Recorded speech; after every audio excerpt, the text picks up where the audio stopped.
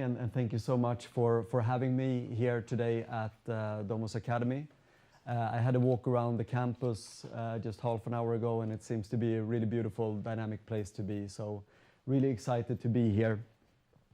In my presentation today, I want to speak to some of the trends that we see at Frog, looking around us across different industries, looking just generally at what's happening in the world of creativity and design. I would describe this moment in the world around us as highly volatile. It's one of the most interesting periods, really, in the context, at least of my career. I've always felt like design and creativity sits somewhere on the cutting edge, right? Where we're exploring new technologies, new ideas, and really navigate the kind of the landscape around us. But this moment in time feels quite different. There's a lot of things happening, and I want to speak to some of the things that we see in that context today, and speak to why I'm excited about the work that we're doing and the world of creativity and design, and also try to speak a little bit about an era that I see shaping right now, that I refer to as an era of impermanence, and I will kind of deconstruct and pull that apart in the coming slides. And really try to frame a way that creatives and designers can think about how we enter into this new space. So just to introduce myself very briefly, my name is Andreas Markdalen. I'm the Global Chief Creative Officer of Frog. I've been working, as Giovanni said, with design and creative for the last 25 years. Started out really as a self-taught designer, worked my way up within the industry between a few different agencies and companies over the last 25 years. Ended up in Frog a little bit by mistake, actually. Many of my colleagues have a very deep and long relationship to industrial design and to Frog as a brand. I came in a little bit from the side and really found an amazing community and brand that I wasn't really understanding when I first joined. And it's been really an amazing experience for me to be with Frog for 15 years. Started out as a senior designer and have kind of grown through my career now to end up in the position that I'm in. And I focus on three things in my work. Right now I support business development and key accounts globally. I'm based here in Italy. I'm Swedish, I should have said that before. So I focus on business development and account development around the world. I support our internal marketing and storytelling and value proposition efforts as we go to market. And on top of that, I support also something that is extremely important for me personally, building culture and community around creativity within Frog. So those are my three areas of focus, essentially. And if you don't know Frog, there is a long way to tell the story. I will kind of, through my presentation, pull apart some pieces of Frog history and put that in context to what we see today. But where we are right now is really trying to go through a transformation. We see the world changing around us, and we want to be at the cutting edge and at the forefront of that. So we are redefining our value proposition as a creative consultancy. We work and look for the magic in the intersections between different capabilities, really looking for, trying to connect the world of brand with the world of business strategy, the world of experience design, activation and enablement.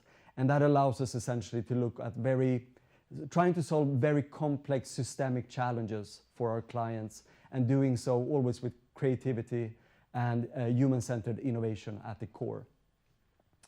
And one of the things that is absolutely key for us, that sit at the core of everything we do, is trying to make sense of the world around us. And really what I'm most fascinated about as an innovator, as a designer, and as a creative is around shaping narratives.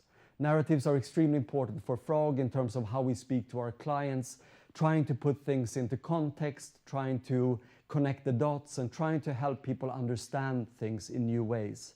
Narratives and storytelling is arguably the most important way to do that, or one of the most important ways of doing that. And right now we are in this context where a lot of things are changing. There's a lot of volatility around us. The world of creativity in design in particular, sorry, one step back, is very much under scrutiny. We are essentially coming through a period of many of the things that we take for granted when it comes to design and creativity being put under inspection, and people are asking, where is design and where is creativity going? There's kind of two dimensions to this starting point. One is around creativity as a whole, where we see over the last decade different narratives pushing us, different tools, different ways, methodologies and processes, essentially allowing a lot of different people through different communities approaching client challenges in similar ways, or using a kind of copy and paste mentality between different projects. And some people are starting to ask, are we as creative as we have been in the past? And is creativity starting to stall? Similarly, on the design side, we've also seen the kind of democratization and the commoditization of design tools, of design methodologies and design approaches. And also there's been this kind of copy-paste mentality where a lot of the narratives over the last few years have we come to a kind of a point where design needs to evolve to become something else? And I think these narratives are important for us because they really come to the core for how we approach problem solving.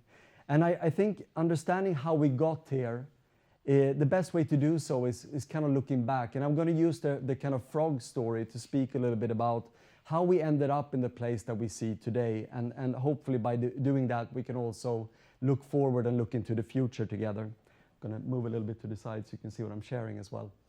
And I want to start here with a tweet that Frog's founder, Hartmut Esslinger, posted a year and a half ago, just coming out of the COVID period. And it was a tweet that he published that went viral on both Twitter and LinkedIn, where he was celebrating the 40-year anniversary of some of the most iconic work that Frog had done in the past. If you haven't heard this story, Frog and Hartmut worked together with Steve Jobs back in the early 80s to define the first design language for what was then called Snow White, so if Apple II and the very early Apple products. And that really became the starting point for Frog as a kind of design icon in the industry. And it also became kind of the way for Steve Jobs to build his reputation and put Apple on the map.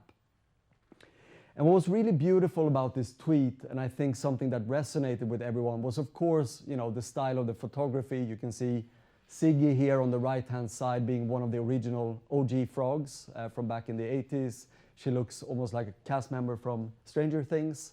Really cool, 80s, absolutely perfect photo shot. But beyond that, there was also something about the form factor and the product and the design itself that just connected with people. There was this idea of course, looking at the object, this MacBook concept that looks very similar to the devices that we're using today. It was very easy to connect it to a kind of emotional impact and see in a very physical form how design could be timeless and transcend time just through its manifestation. And that obviously had this immediate ripple effect. And in fact, the Frog story back then was very much defined around physical objects, around artifacts, around storytelling that started with the creative exploration of an object or of a form factor. In fact, Hartmut Esslinger spoke about form follows emotion, right? Being able to transmit this connection with an object that happened in real time, where someone could hold something or pick something up and form this relationship in that immediate interaction. And that was really the way, the kind of lens in which you looked at design and creativity in those days, that kind of immediate connection to an object or an artifact. And in those days, what we saw was that this representation of the artifact was kind of also a perfect metaphor for the way design was shaped. Design was something that could be quantifiable, it could be brought back to an industrial design object or a story around an object, and it was very concrete and tangible. And what we've seen with the evolution of Frog and with the evolution of design, with the kind of evolving discourse around creativity, is that things have become more ambiguous and more complex over time. We've seen the dynamics in the way in which we describe design really evolve to become something quite different. In many cases, looking at evolving from the 80s to the 90s into the 2000s, design actually became more and more invisible. We started talking about systems, we started talking about services, we started talking about qualities to experiences that you might not even see or hold or touch. And in that context, the storytelling around form follows emotion took a completely different shape. And in fact, us as frogs started saying, so what does that actually mean now? And that is just a mindset shift that has happened over the last few decades that speak to the evolution that we've gone through as creatives and as designers. And this has been the journey. Essentially moving from a very strong core, something very defined, something very concrete in the early days, speaking about symbols and artifacts and objects, evolving that in the 60s and 70s into kind of the early stages of product design, then growing that out to product ecosystems and service ecosystems, these intangible connections between larger touch points. Then in the 90s and 2000s, with the introduction of IDEO in particular, introducing design thinking, design broke away from the artifact completely and from the system completely, becoming associated with the way of thinking, almost like a verb, like being able to think about innovation processes, being able to orchestrate organizations, not only to shape things that go out into the market, but to build new types of structures that would allow innovation to thrive and to grow and manifest itself in different ways. Into the kind of final stage where we are right now, in the outer boundaries, where over the last 5 or 6 years, probably even beyond that, it's been mainly about shifting the dynamics from thinking about human-centered design to planet-centric design, moving into a kind of regenerative era where the systems and the experiences that we create, one of the main criteria for assessing quality is what is the impact on the environments around us. And this has been kind of a natural progression and a natural evolution of the industries that speaks very much to the history of Frog. Like we've literally seen decade by decade our portfolio evolving to represent this. In the very early days, looking at Hartmut's work for Sony and Apple, being about this concrete product. In the 90s, moving into digital, and there's a famous anecdote around this, that there was a vote between the frogs whether we should work on digital or not. And it was like 51 to 49% that yes, we should do it, which seems outrageous today. But that was the kind of the moving into a new barrier and being able to transcend design. That was a big deal. And then over 2000s and the 2010s, like really starting to explore new boundaries, looking at new ecosystems, new touch points, and starting to think about design as a process, as a way of designing organizations, and then moving into the new era of regenerative futures. And this speaks to the nature of the creative. It speaks to the nature of designer. There's this beautiful quote that I use in most of my presentations that just speak to how we operate, how we think as innovators, and I'm assuming this is true for most of us here in the room, where it's always about defining the next larger context for the work around us. So Eero Saarinen, of course, famous architect and designer, said, always design a thing by considering it in its next larger context. A chair in a room in a house in an environment, and an environment in a city plan. So it's about understanding the bigger picture and the context of the thing that you're creating, zooming one level out so that you can affect the context around it and drive better results. This is just something that is imprinted into the designer and has been part of our narrative for the last couple of decades and beyond. And that has taken us to currently where we are right now and where we find ourselves, where we have this mindset of always expanding. And on top of that, we've always strive to be more inclusive and more accessible in our approach.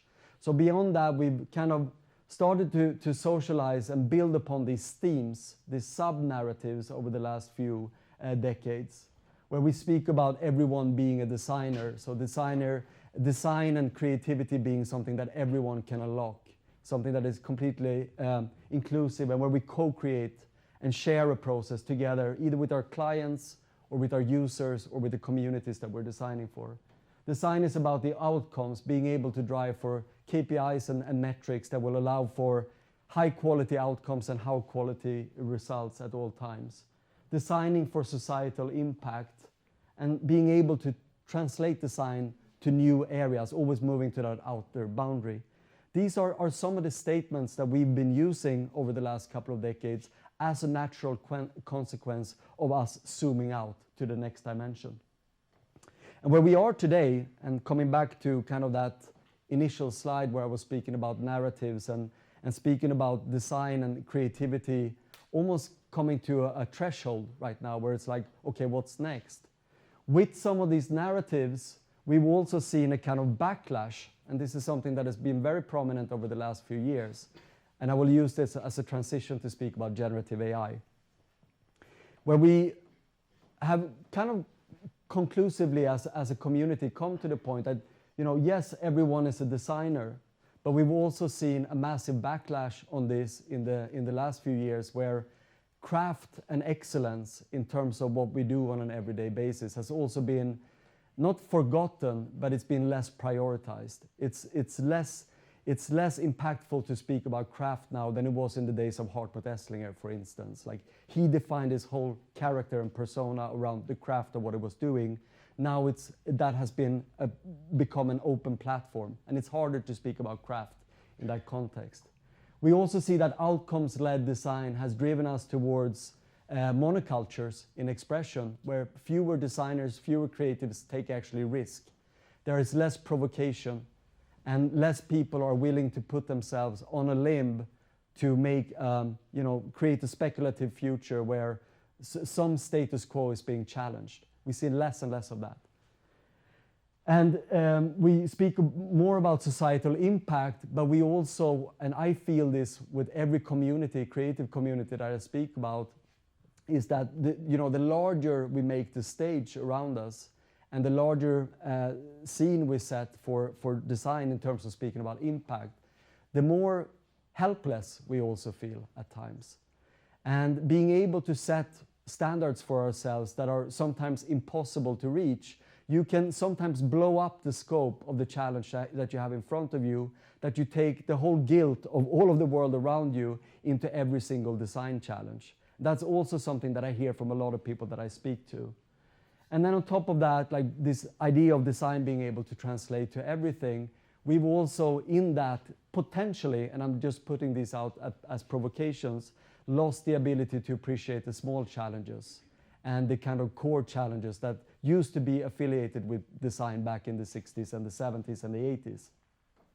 So right now, we are in this interesting moment where it feels like the design narrative is being poked at, it's being challenged, and everyone is kind of waiting for what's coming next, like what is the next chapter for design? And that also extends into the world of creativity. How do we move the needle? How do we start to infuse new thinking into our work? And how do we elaborate on the narrative? And when I speak to designers, in particular within Frog, I speak about this as kind of death by a thousand cuts, all of these small things that are happening that are starting to undermine and tarnish the design narrative. But it's probably just a discussion about calibration, right? Where do we want to take this craft moving forward? And it's really interesting now, on the threshold that we're on, moving into the world of generative AI, that we're having these challenges, right? Because the one thing I think is pretty much acknowledged by everyone is that generative AI is seen as an accelerator for most of the trends that we've been observing over the last decade. So when we speak about experiences, for instance, contextualization or personalization, being able to form experiences in the moment, all of these ideas are being accelerated in real time with the help of generative AI. And I believe also when we speak about design and creativity, that we'll see some of these elements of democratization, commoditization, and industrialization of our work being accelerated in this new era as we move forward. And What has been really interesting over the last years, obviously following this onslaught, probably double clicking there, this onslaught of absolute radical change. It feels crazy to imagine that it's only 1 year ago since ChatGPT was launched by OpenAI. I don't know if you've all been following the drama over the last week or so. It's been like a soap opera in Silicon Valley. But 1 year ago, the world looked quite different. It's difficult to imagine how we were talking about the future 1 year ago before the introduction of some of these new tools. I've been speaking about AI and design over the last 10 years, actually, doing my very first presentation on generative AI and design back in 2015. But with the introduction of LLMs and some of the work that's been driven over the last year, we've just seen this absolute explosion. And what's fascinating about this is that it connects kind of the small questions to the very big questions. So I think what we're following right now and what's been on the top of the agenda has been essentially every single aspect of the future of work, the future of productivity, the future of relationships, the future of brand, the future of communities, all of these different topics being under scrutiny over the last few months, just with the injection of this new element. And it comes back to a bigger philosophical discussion around what is the future of human and machine interaction and what is our actual relationship with technology. And I think that's what's so captivating about this revolution that is happening right now, is that it's covering such a broad spectrum of different topics and areas. And at Frog, one of the key things that we are challenged with from our clients is essentially to help navigate this, right? Understanding and trying to look at emerging technology trends, looking at emerging societal trends, help our clients make sense of it, help them shape a vision for the future, help them understand where they should place their bets and potentially reimagine their brands or experiences as they go into this next decade. And some of the things when we come back to the world of kind of brand and experience design, creativity and design is trying to cut through the noise and look at some of the firm data points that we can work from. And one of the reports that we created with Capgemini Research Institute earlier this year, back in May, was starting to hint a little bit at some of the trends that we were observing, in particular when it came to consumer sentiment around this new technology. And there were three kind of narrative arcs that I thought were really interesting that stood out to me, where the first one was around inclusion. So essentially with the total group of people that we spoke to, one of the key insights was that baby boomers essentially was one of the more prominent groups that were exploring this new technology, that stayed up with trends. And these are people essentially between 55 and 77 years old. And one of the key attributes that they mentioned that was interesting for the reason why they were exploring this technology was around the inclusion aspect. The fact that they felt like conversing and speaking and using a chatbot was a very natural interaction for them. So this idea of the natural language interface became a great starting point for them to start interacting. And that was something that stood out to us. The second thing that stood out to us was around trust, where 73% of all consumers that we spoke to essentially were trusting the outputs that came from these different engines, whether you were looking at Midjourney in terms of imagery or just they were happy and trusted the outcomes of those. In particular with ChatGPT, of course, where they felt very secure on the fact that they could generate a high quality outcome in real time using these engines. And then on top of that, another interesting data point that stood out was around neutrality, where actually a lot of the customers that we spoke to felt like ChatGPT in particular was interesting because it wasn't owned by a brand voice.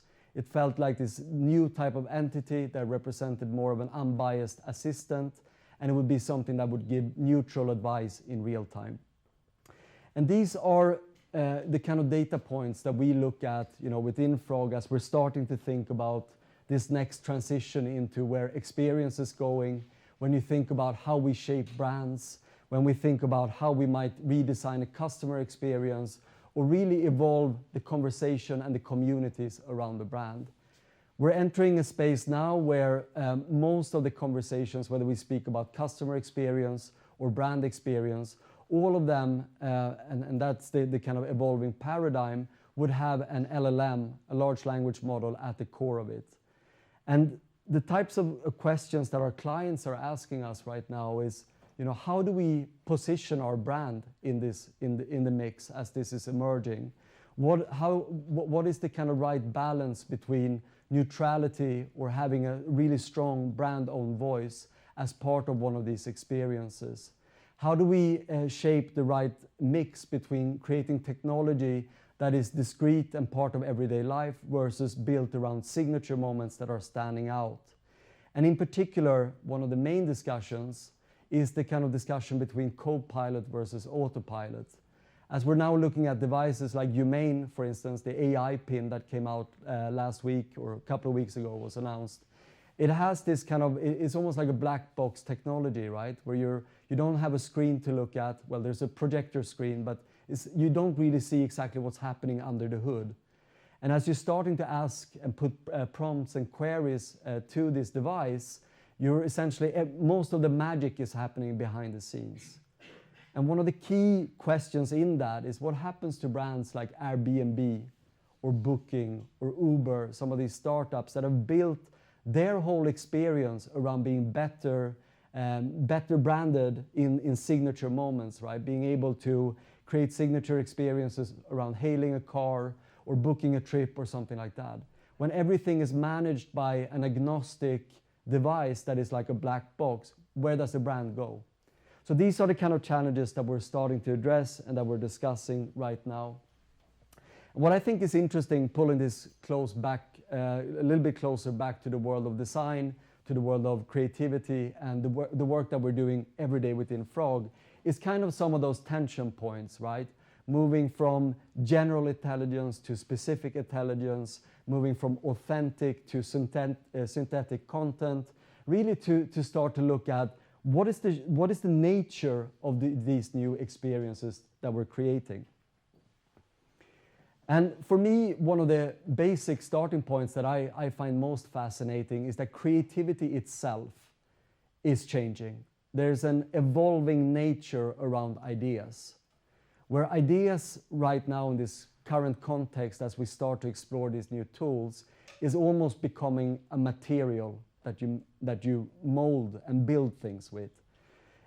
When I grew up as a designer and as I started my career, you moved between binary static steps in the creative process, where you moved from not having an idea to having an idea. Of course, there were a lot of different elements to that, but then from having an idea into kind of giving shape to it and exploring it in different ways. And what's interesting right now is that the idea is almost becoming kind of like a clay that you're shaping in real time.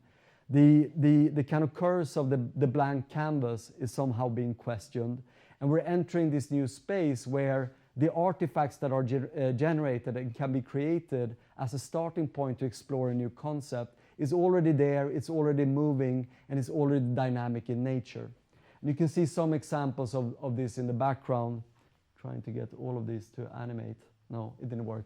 Anyway, where essentially you can have multiple instances of a single expression of an idea in real time, and you kind of mold that over time with these evolving tools, having the idea becoming almost like a material. Similarly, we see the same discussion in terms of content.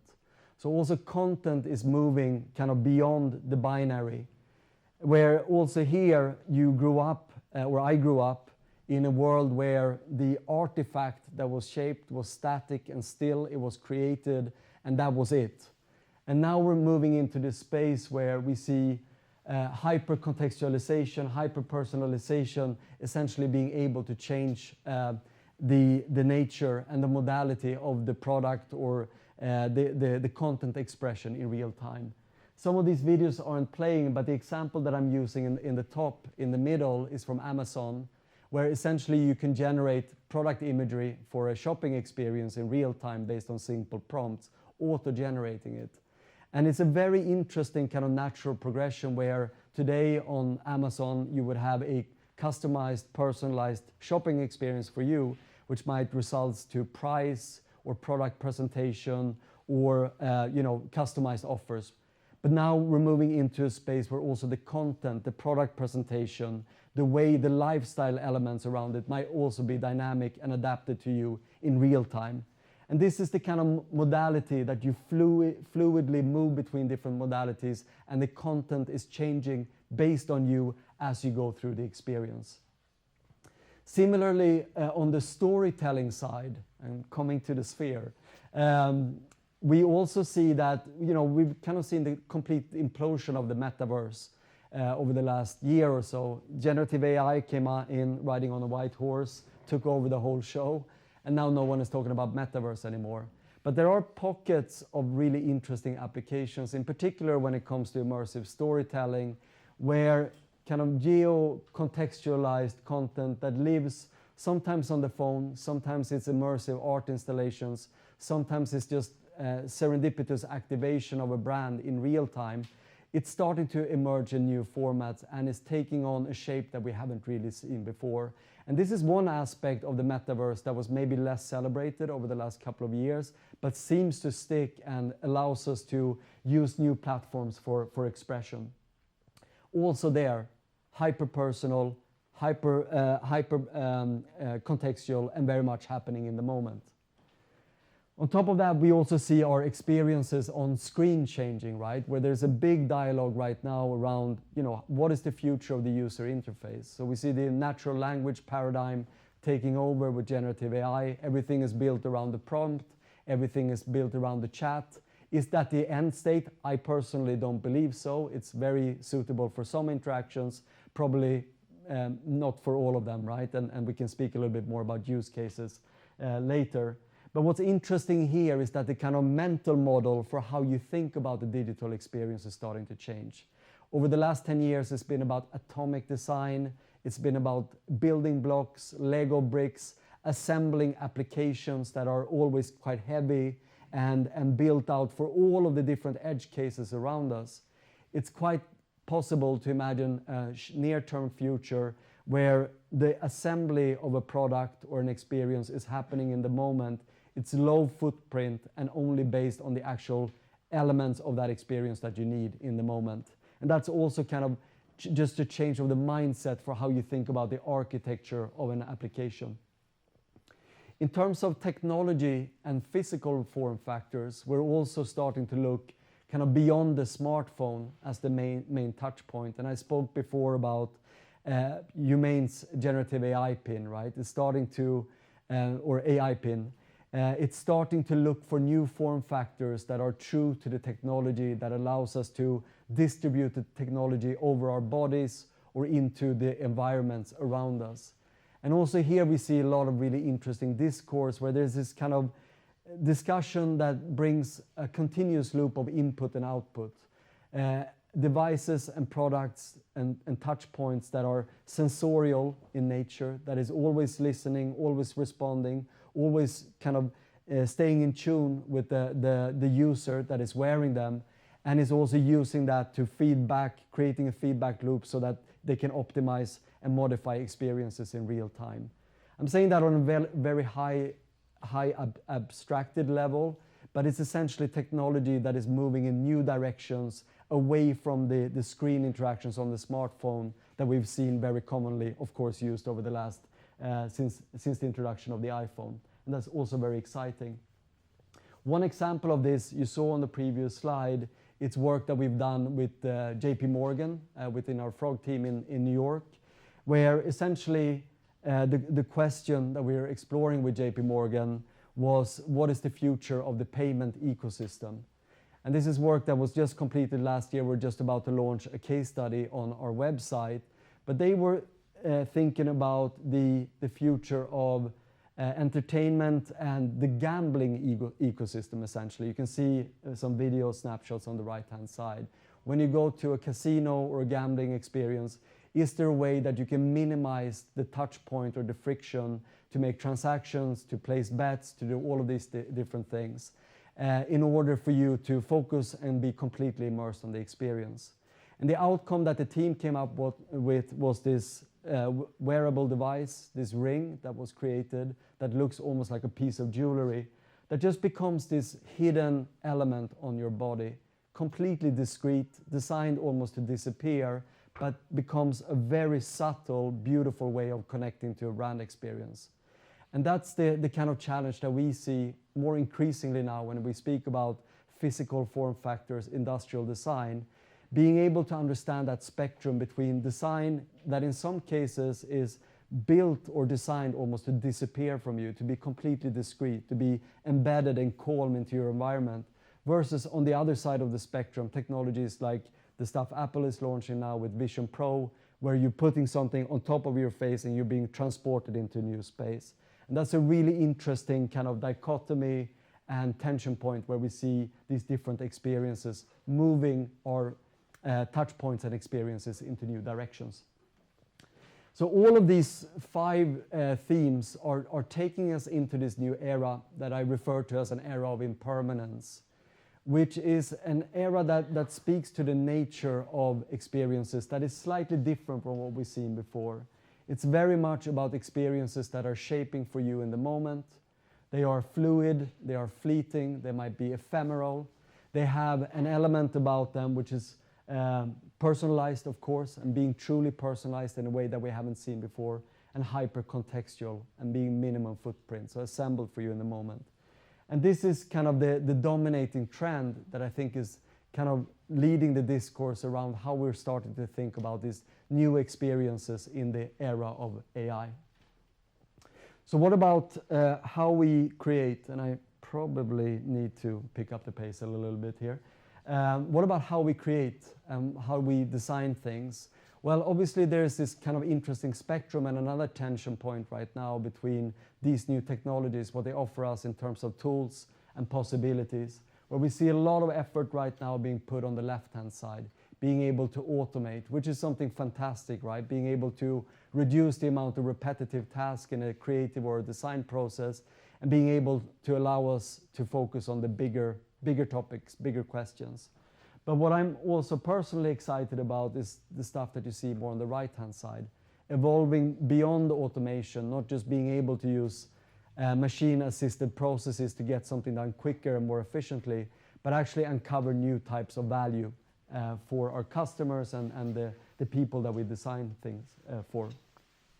So one example of that kind of represents this transition from automation into augmentation is a project that we completed earlier this year with a Mexico City-based techwear company, where essentially we got together to create a capsule collection, a fashion collection, that allowed us to merge together speculative design and looking at future scenarios for environmental realities that we saw coming ahead. And this was a kind of a pop-up exhibition that we did for Cannes Lions back in June. But we also produced some of the items in this collection, which was really exciting. It's a super cool brand, by the way. You have to check out Machina. Really amazing stuff on Instagram.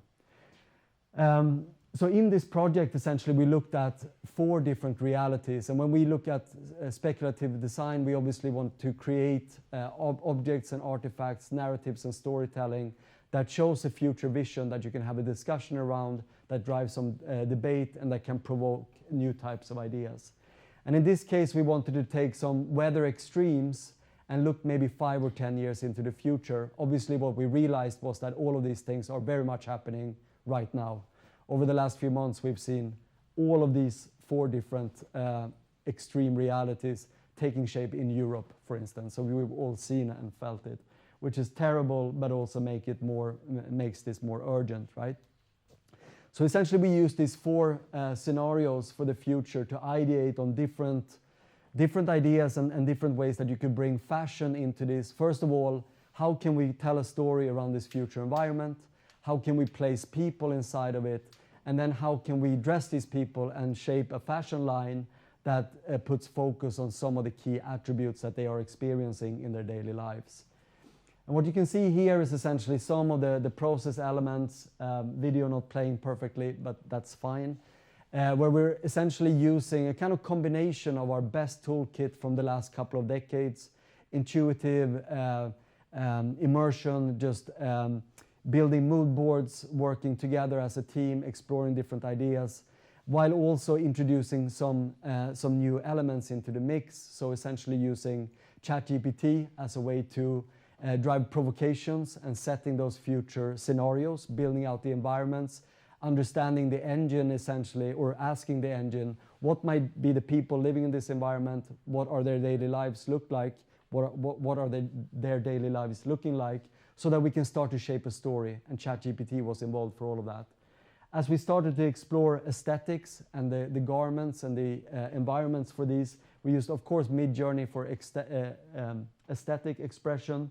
We trained the model using stable diffusion on some of the outcomes from that until we found an expression that we liked.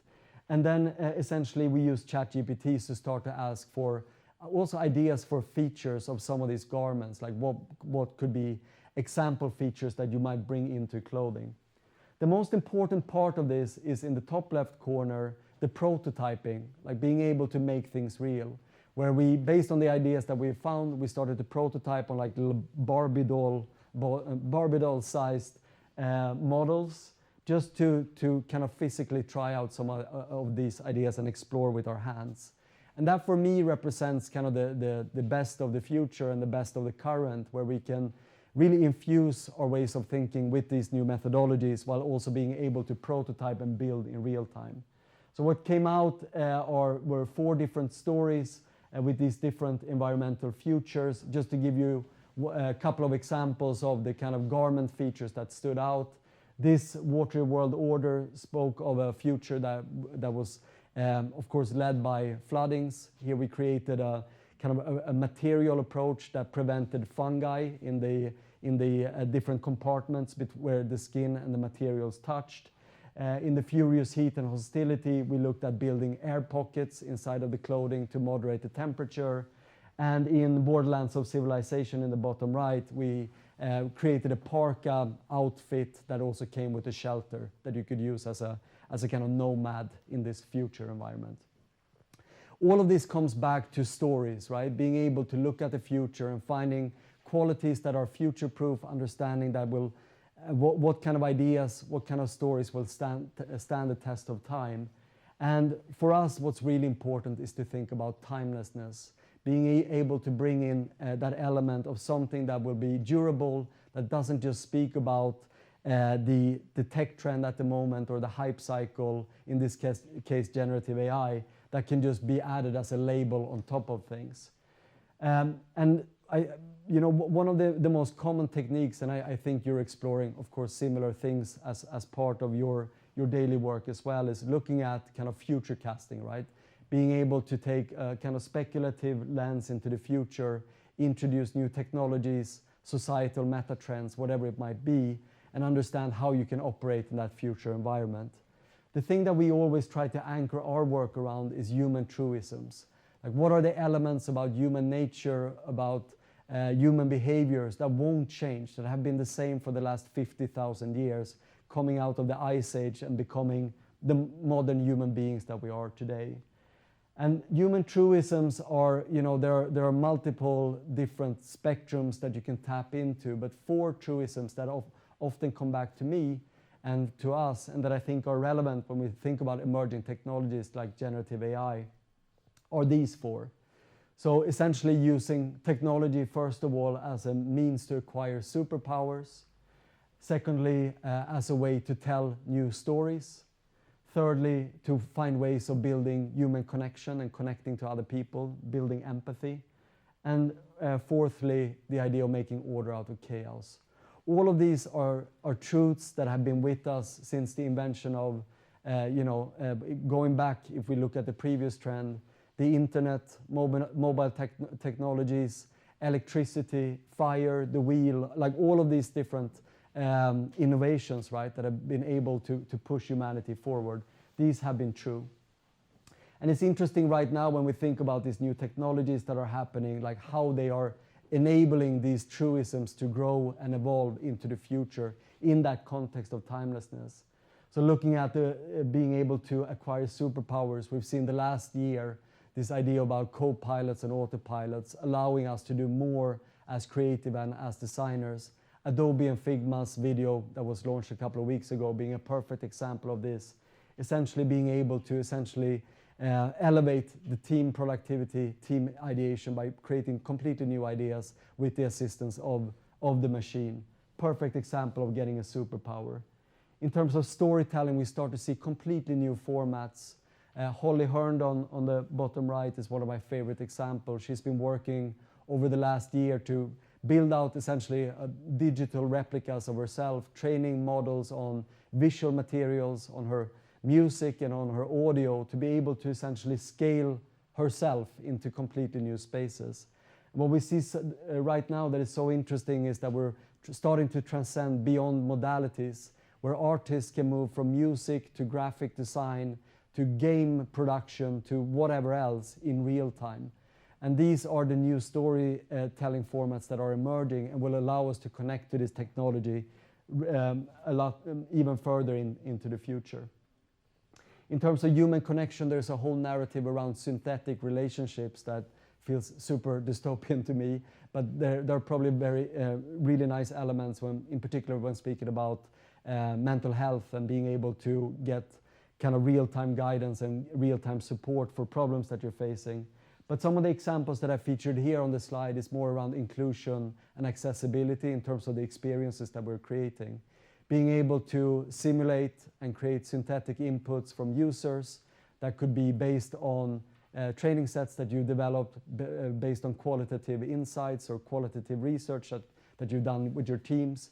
Being able to understand and translate contents, again, between different modalities, helping people maybe with visual impairment or hearing impairment to be able to understand and access content that they haven't been before.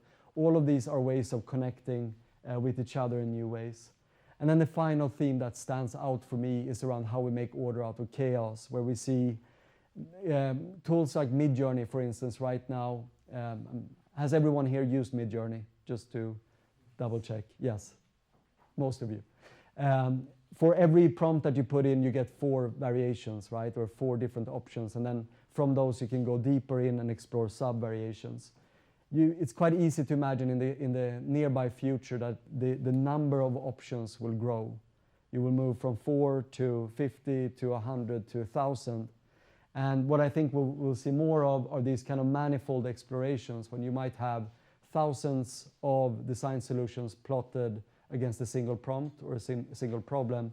And you can start to ask this software that we're using, like what is the most appropriate design, what is the least appropriate design, what is the most provocative design, what is the opposite of good common sense, stuff like that. So that will allow us to do better work and also more provocative work if you're hacking the machine to do something completely unexpected. And that's interesting for us, right, as we're entering this new era, because we have all of these new narratives that are starting to take shape in front of us. And I'm getting towards the end of my presentation now, where we're entering this completely new space, right, where tools are shaping the way that we think about creativity, ideas, the creative process, what it means to be a designer, how we think about human value. But there are some elements also when it comes to our craft and the way we think about our work that are truly timeless. And these are 3 narratives that I think are really important, and I think we'll get deeper into in some of our conversations after this as well. Where I see very much on the left-hand side this idea around the progressive narrative, right? Being able to understand what happens in society when we start introducing these new tools. I think it's a designer and a creative's role to be part of kind of making sense out of that conversation, having and forming a strong human-centered point of view around regulation and ethics, social impact, planetary impact. Is so critical to everything that we do. On the right-hand side, we speak about the organizations where this technology will land, where we come out of a decade of digital transformation, where companies have been rebuilding their whole organizations to be more innovative. Most of those efforts have failed, 90% in fact. And we as Frog have been helping them over the last decade to make sure that that moves in the right direction. that element will still be there now with AI as well, being able to facilitate AI transformation, driving empathy, driving co-creation, and facilitating that. And then finally, as makers in the middle, being able to go back to the absolute basics, the timeless qualities that will never go out of fashion. And really, they are being now more important than ever before. What are the right questions to ask? How do you ask a really good question? I think that's, for a creative and a designer or an innovator today, is arguably the most important point. Being able to improve the experience for how you move from that prompt or that question into a process and bringing it to fruition. And then finally making it real. From that example that I mentioned before with the fashion line that we were creating with Machina, being able to connect a computer-assisted process into real-life prototyping, building things, making things. And I know that's very much part of Domus Academy's ethos as well. Finally, I think arguably the most important thing out of all of this is about emotion. As we move into this new era, as more and more things are starting to become synthetic, created with these new processes, with these new tools, I think we're going to develop a kind of resistance to all things synthetic. In the same way as you see stock photography or something else, and you're like, that's not real. It's not. That has nothing to do with real life. We will be able to see like what's an app, what's an experience, what's an object that has been generated by a copy and paste machine-assisted synthetic process, and we will react to it in some way. So the question, I guess, for all of you and all of us working on these kind of challenges is, how do you get to actual real human emotion when you create something in this new reality? How can you create something that breaks the boundaries of this synthetic experience, and how can you push through and make sure that you create something that is absolutely timeless in this new context? That's my kind of challenge for you. Thank you. Yes, it was really interesting. I hope that you agree with me. And so I have a very long list of questions, but probably we have less time. I went a little bit further, yes. Yeah, so maybe we can keep this within 10 minutes and then leave the space to the students. And maybe we can start from the last point you were addressing, so the dichotomy between synthetic and genuine. And I like the word genuine, and in particular I said the meaning of it. And so since my memory is like, it's not working properly, so I have to say the two definitions here. So genuine could be like something that being actually and exactly what is claimed. And the other one that I like to say even more is like of undisputed origin and not a copy, genuine. And so when it comes to AI, and so generative AI in particular, so we know that what is like considered as like the display of some genuine creative intent, we know that behind it there is a lot of processes that relate to, probabilistic calculation, and so at the end of it is like reproposing data that are coming from the past in a, consider some probability, and so there's nothing new there, exactly, and so there is nothing genuine there, and so how we can use Gen AI to produce something that is genuine at this point? I mean, my pushback, because we have to have a little bit of debate, and that was kind of part of the initial piece of the presentation, is that over the last 10 years, we've as human beings started to work like this already. Like we have been driven by the dogma of the process, the idea of just taking the same starting point, the same methodology, the same frame of mind, the same narrative, and apply it across one thing after the other. We've also become more KPI and metric sensitive, data driven in our approach, always optimizing for efficiency. And that is taking us into a space where we've kind of teed this up perfectly for Gen AI to come in and do what we do but better.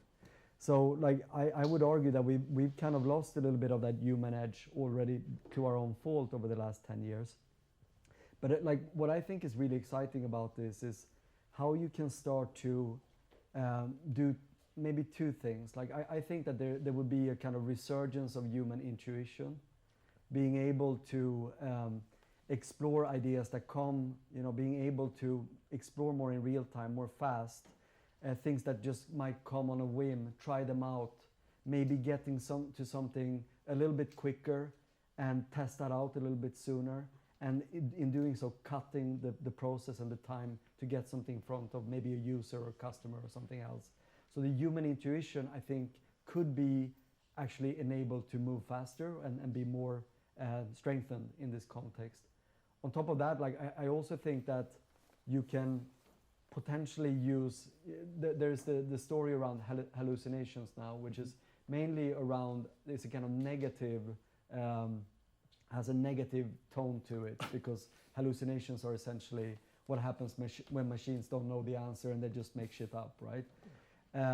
Maybe there's a way that you can start to like hack the machine or fool the machine or play with the machine so that it comes up with unexpected solutions and it takes you into new spaces.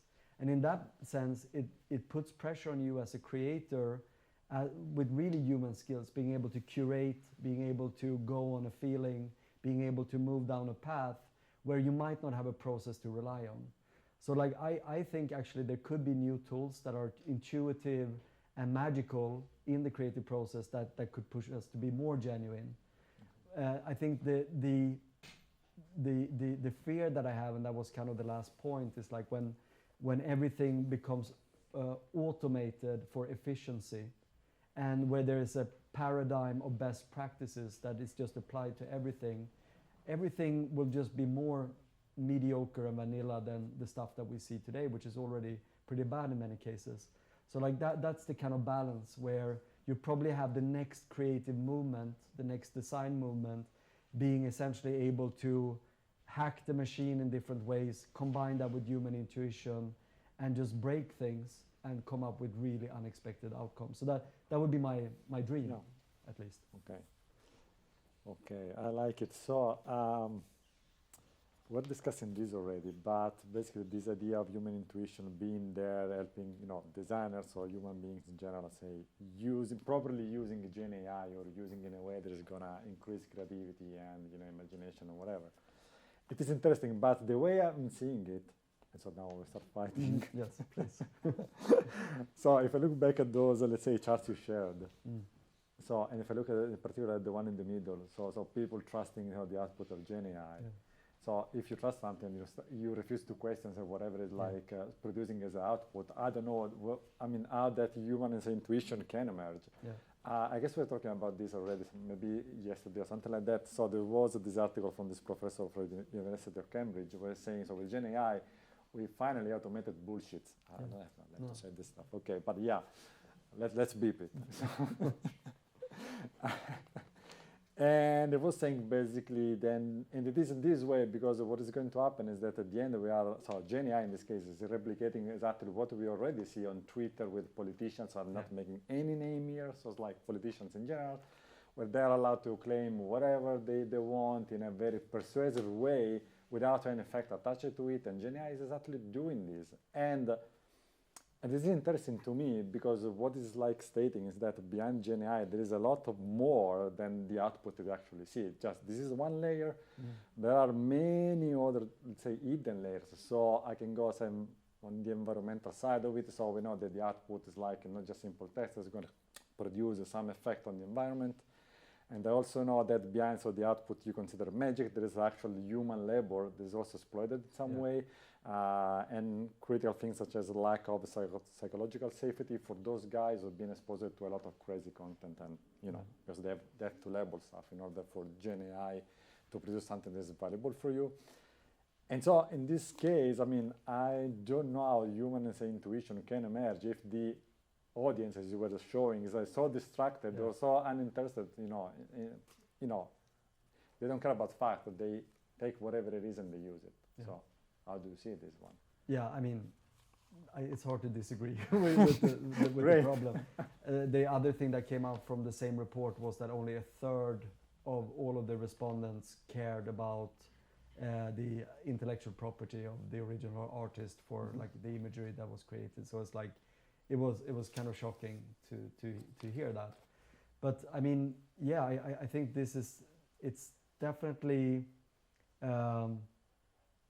it's definitely it's also like a paradigm shift, right? If you, I'm trying to think of good comparable examples, but like when music moved online and people started getting access to Napster, the first thing people did was to get really excited and download. You know Napster, by the way. Oh yeah, so it's a tool to download MP3s and music files before Spotify. Before the broadband connection, it was like Yeah. So you could essentially, like, moving from buying albums. I don't know. Maybe you all know this. I don't. But moving from albums to stealing albums. In 2 days. I feel so old. Yeah, in 2 days almost. I was leaving the computer there downloading stuff. No, but so like there was the immediate ethical implications of that, in the sense that people weren't paying for the music, the artist got outraged. Metallica, the people that actually protested against this were like cancelled. And it took then like 3 or 4 years for Spotify to emerge, a new mindset, a new revenue model, a new way to think about music to evolve. And like, I'll finish that sentence and then come to another point. But like, I think what was interesting was that in that short period of Napster, people weren't behaving really ethically, and they did a lot of bad things. And artists were scrutinized while they were losing their money. So probably what we see here, Scott Belsky referred to this current era as like the Napster era of generative AI. Like, the regulations are not in place, the basic fundamentals haven't been established, no one knows what to do with the technology, everyone is trying everything out there, like no ethics, everyone is just doing everything. And I would assume that in 3 years we will have the baseline in place so that people know how to behave. It's just a sign of maturity because it's so new. That would be my feeling. The other thing that is interesting with the Spotify example and the music is that many of the kind of paradigms for music, like the album and the single, like they came from the formats of their time. So like if you look at the single, it's a certain length because that length fit on a vinyl 45 RPM vinyl record. The album was based because it fit on the 12-inch vinyl. The CD was perfectly bringing that over to a digital format.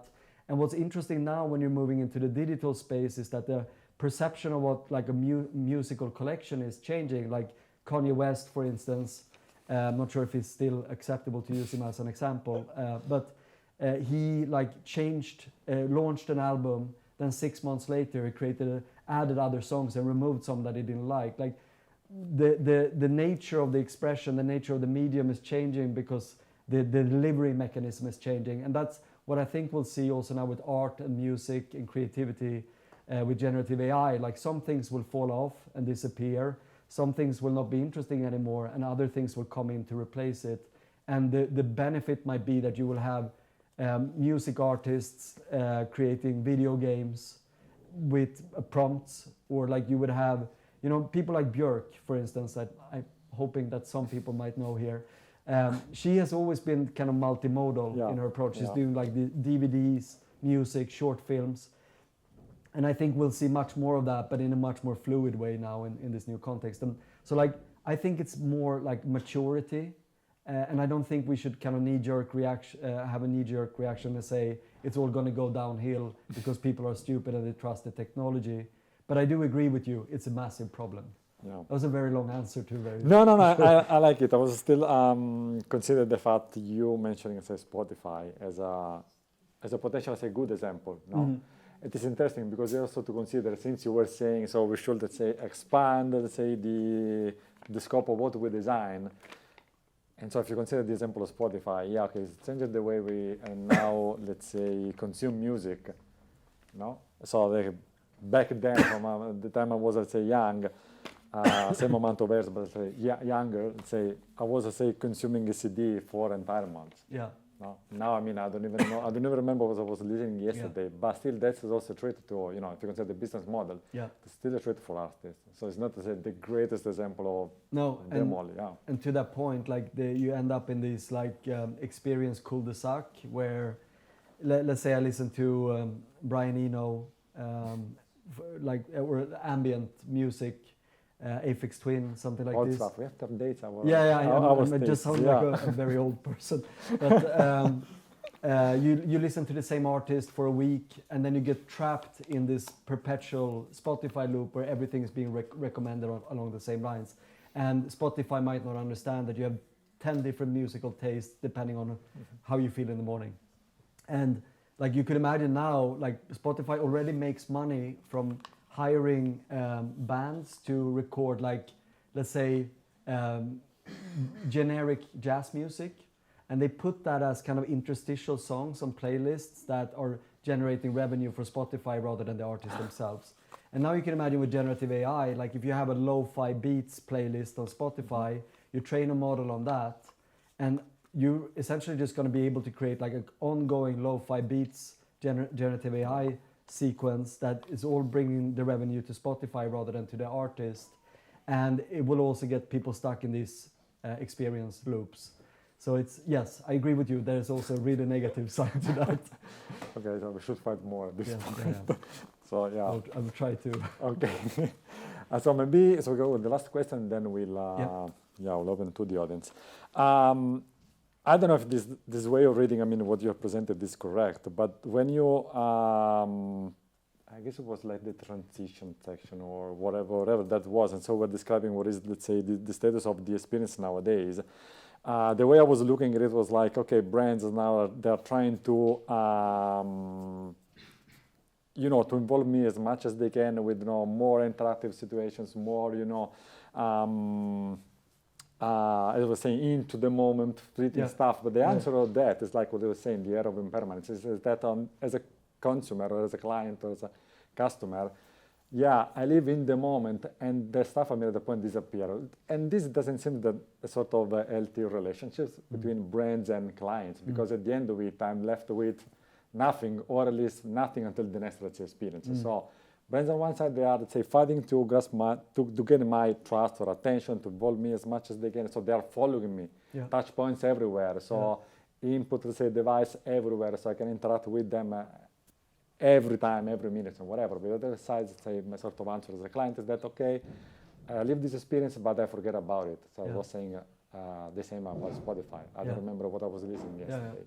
So how do you see this? Is it really an healthy relationship, or is it unhealthy? So it's the opposite of it. So yeah, I mean, I can't speak, like on the consumer side, there are multiple implications, but thinking about the brand side, and I think I mentioned this, like how if you're launching a new service, or if you're launching a new product that is primarily digital right now, and you see the birth of all of these new devices and touch points and experiences, like just to begin with, like what is a brand? Is it a data set? Is it a kind of interaction behind the scenes?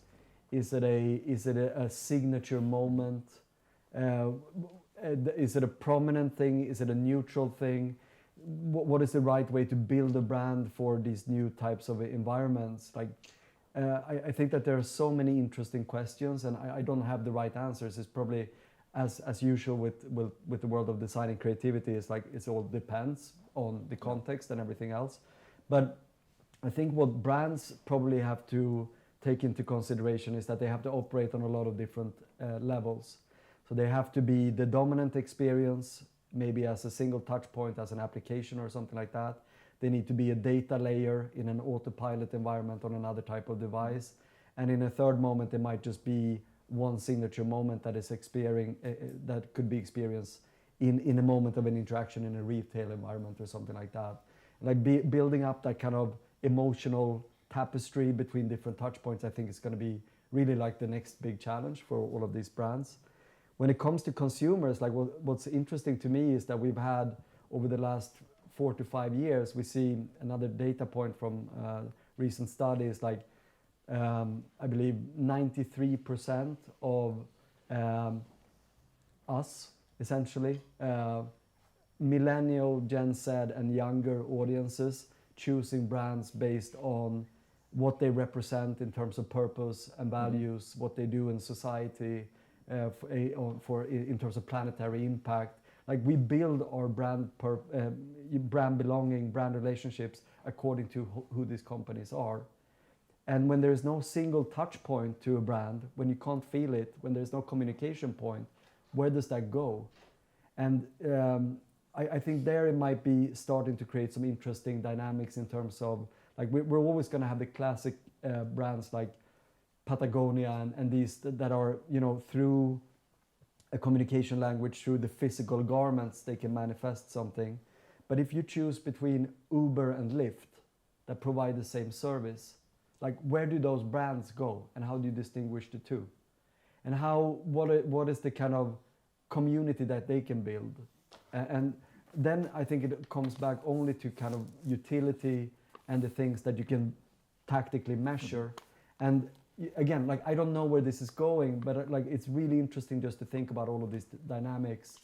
And I think the only thing that you can say for safely about the consumer, us, is that we will demand more magic from everything we're interacting with. Like we will have a very even lower bar for like in terms of our expectations, we will expect more than ever from the services that we're interacting with.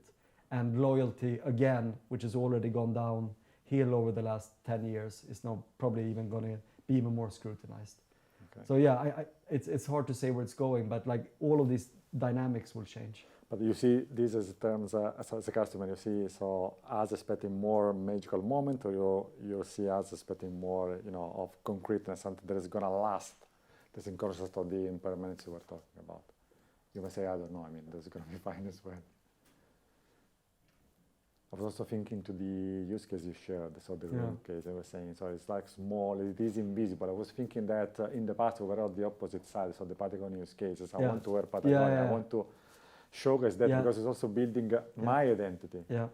So, but with the ring, it's like building a lot of magical moments, but it's not there. I'm guessing it's going to be more of everything. Okay. It's not one thing or the other. Like we'll probably see all of the extremes at all times, and I think it's going to be really fascinating. I just think expectations are going to go up in general. Okay. Yeah. Good. So, thank you, Andreas. Thank you. And thank you all of you.